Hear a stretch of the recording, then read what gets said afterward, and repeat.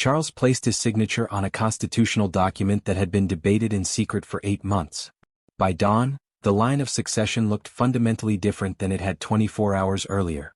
What forced his hand was not scandal or crisis, but a medical reality the palace could no longer ignore. The midnight signature. The signing took place in the blue drawing room at Clarence House, a space Charles had always preferred for its intimacy and warmth. Outside, London slept under a December cold that had settled deep into the stone and pavement.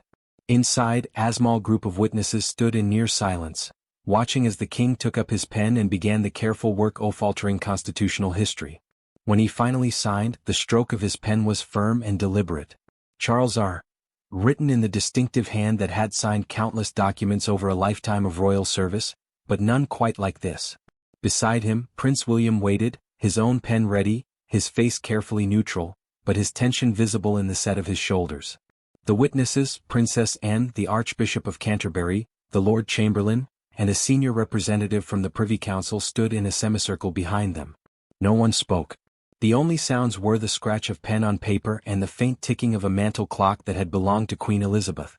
When both signatures were complete, Lord Chamberlain stepped forward to apply the official seal.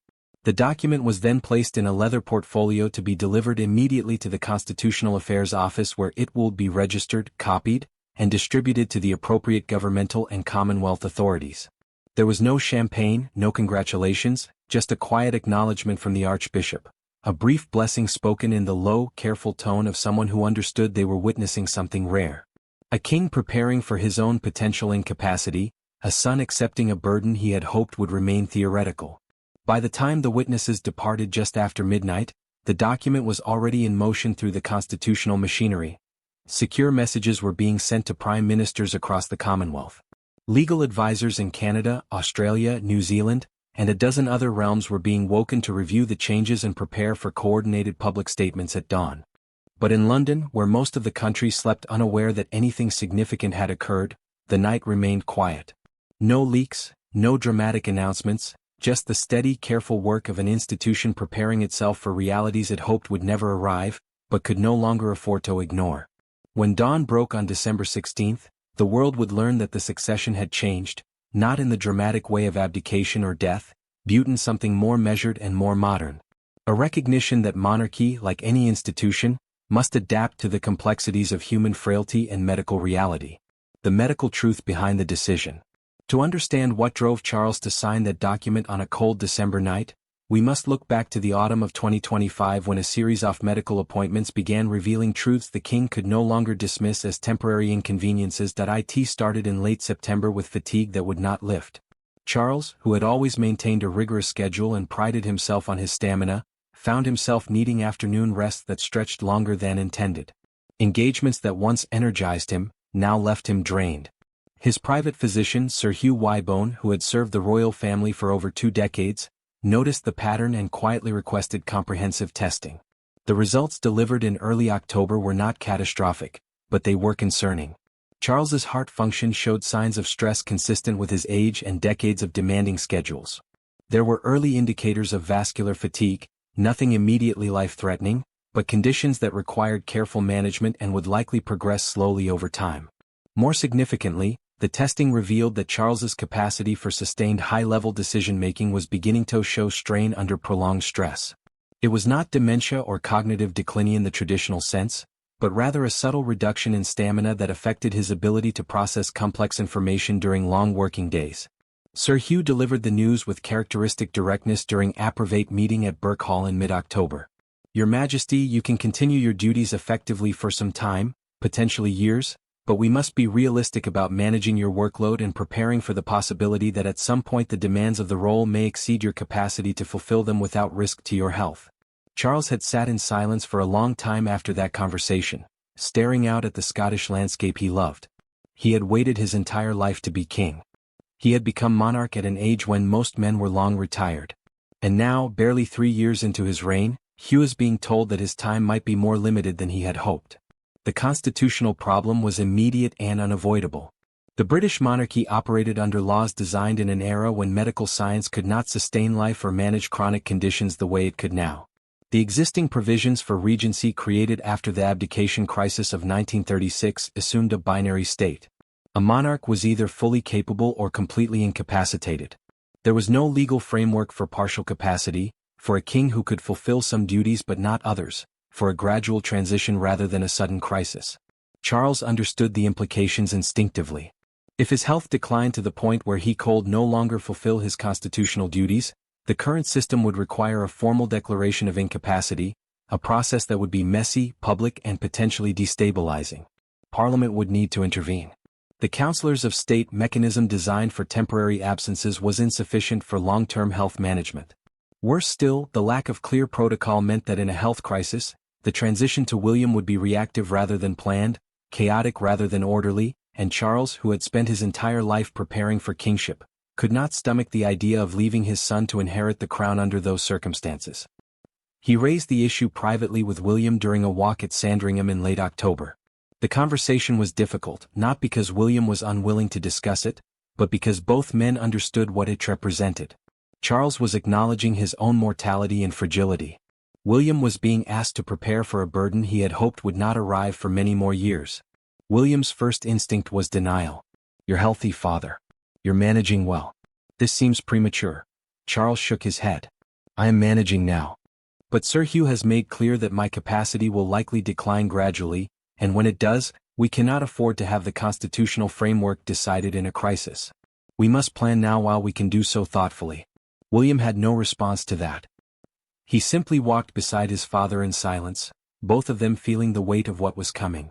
Princess and brought into the discussions in early November was characteristically pragmatic. "This is precisely why succession planning exists. You are not abdicating.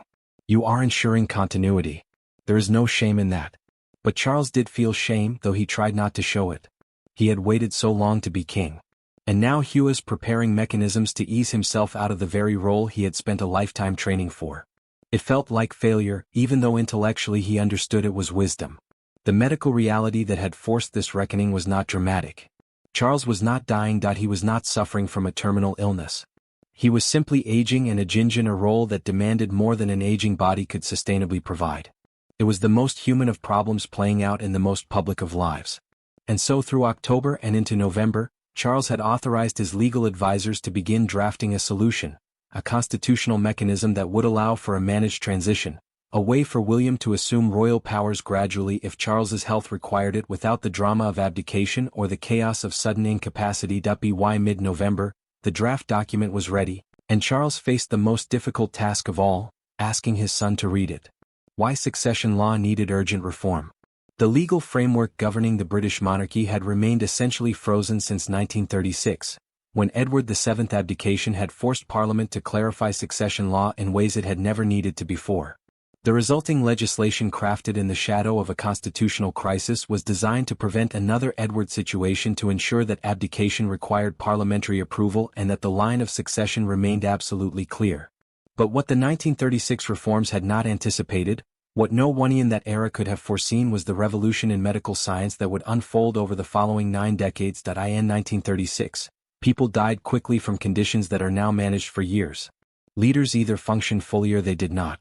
There was no gray area, no prolonged decline that modern medicine could extend and manage. By 2025, that binary assumption was dangerously outdated. And Charles, along with his legal advisors, understood that the monarchy could not afford to wait for a crisis to expose the gaps in succession law. The core problem was simple. If Charles became unable to fulfill his duties due to declining health, the current law provided only 2 options.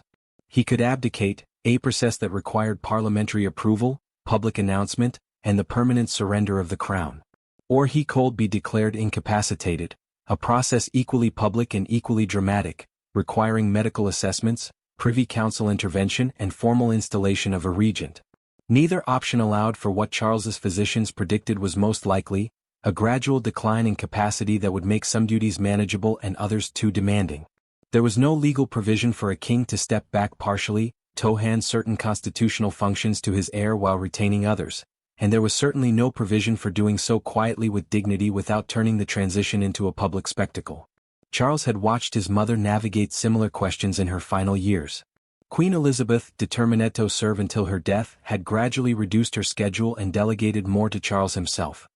But those delegations had been informal, based on mutual understanding and palace tradition rather than legal framework. And when Elizabeth died, the transition had been sudden, immediate, and managed only through years of advanced planning. Charles did not want his own transicianto depend on either sudden death or public crisis. He wanted a mechanism that acknowledged reality, that allowed for managed change, and that protected both the institution and his son from unnecessary trauma. These were not hostile inquiries. They were practical questions from realms that needed to understand how their constitutional arrangements would function if Britain's monarch faced health challenges. And the palace's inability to provide clear answers was itself revealing a systemic problem. Princess Anne, who had spent decades observing the monarchy's structural vulnerabilities, pushed hardest for immediate action. "We cannot govern based on hope," she told Charles during a November meeting at Windsor. "We cannot assume you will remain fully capable until sudden death. Medical reality does not work that way anymore, and our constitutional framework must acknowledge that." The legal team working on the solution faced extraordinary challenges.